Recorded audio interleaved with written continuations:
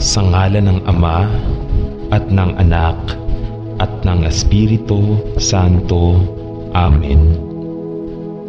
Ama, pumunta kami sa iyo upang manalangin tungkol sa United Nations na alam na hinahabol nila ang isang agenda na kadalasang sumasalungat sa katotohanan ng iyong salita.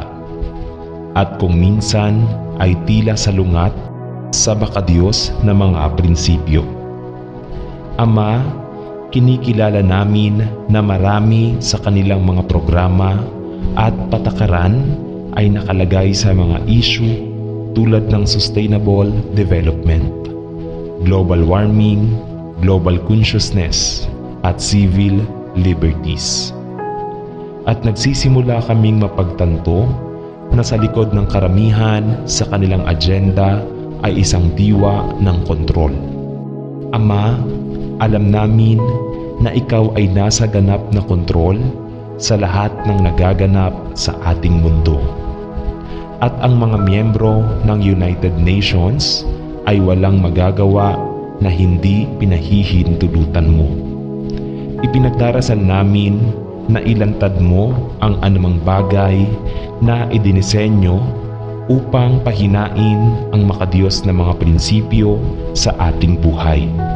At manalangin na ikaw ay alisin ang sinuman na abusuhin ang kanilang kapangyarihan o ay naghahanap upang ilagay ang mga tao sa ilalim ng pagkaalipin o manipulahin ang mga mapagkukunan ng mundo para sa kanilang sariling personal na kalamangan.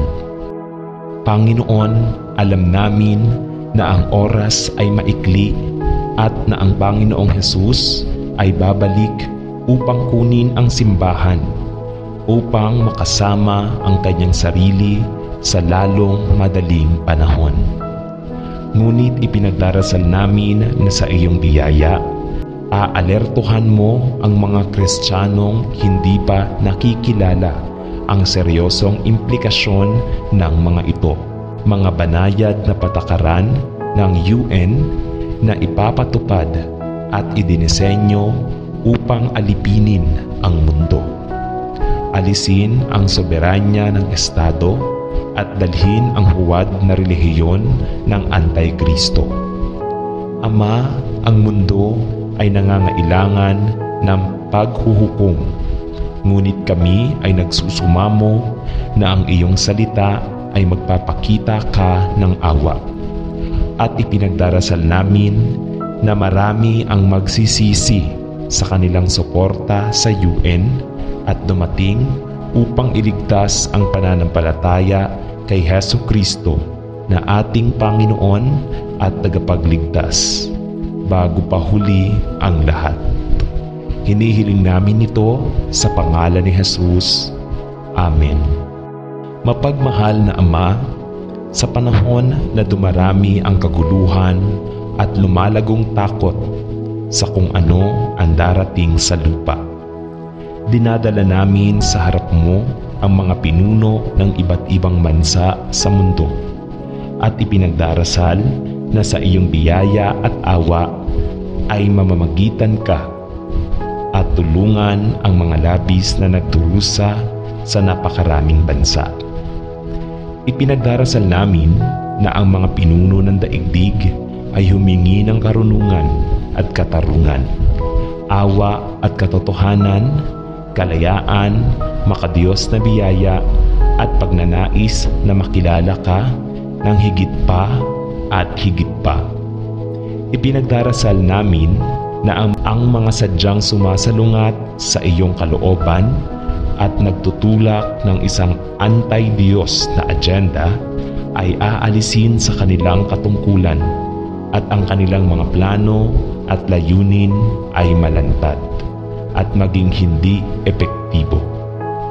Nagdadalamhati kami para sa mga naninirahan sa mga bansang nasalanta ng digmaan kung saan maraming pagdanak ng dugo, katiwalian at kaguluhan sa kanilang mga pamahalaan.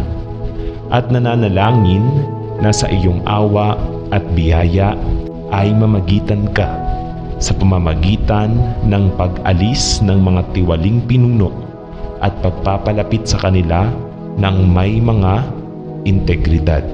Ngunit Panginoon, alam din natin na hanggang sa bumalik ang Panginoong Hesus bilang prinsipe ng kapayapaan upang itayo ang kanyang millennial na kaharian, ang kasalukuyang kaguluhan, digmaan at alingawngaw ng mga digmaan, katiwalian at pagkabalisa ay magpapatuloy.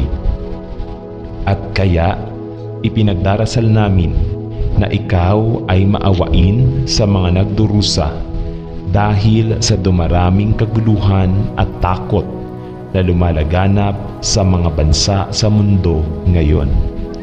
Ito ay hinihiling namin kay Jesus pangalan.